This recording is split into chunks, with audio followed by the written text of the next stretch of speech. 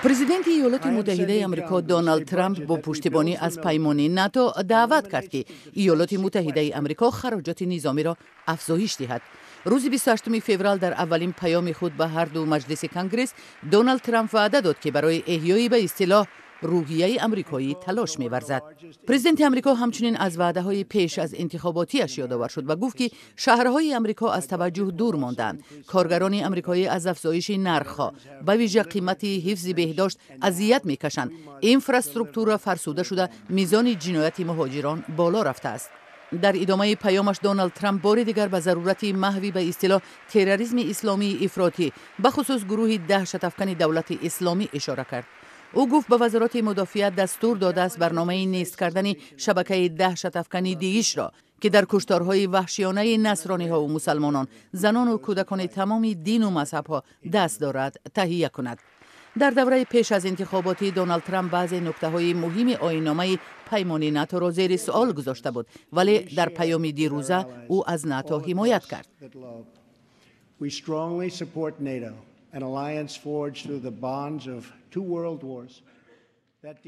ما شدیداً از ناتو پشتیبانی میکنیم. این پیمان در سالهای جنگ دوم جهانی فاشیسم را از حاکمیت برکنار کرد. در سالهای جنگ سرد کمونیسم را شکست داد.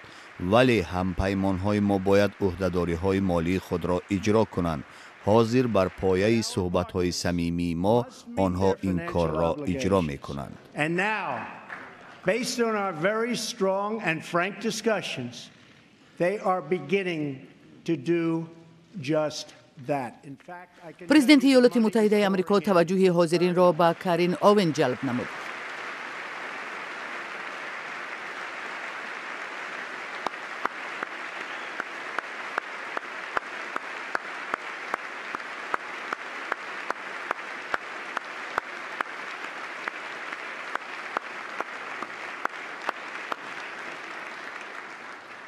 همسر این زن ویلیام راین اوین که در نیروهای تعینات مخصوصی ایالات متحده ایفای وظیفه می‌کرد، اخیراً در یک عملیات ویژه بر ضد جنبش تروریستی القاعده در یمن کشته شد.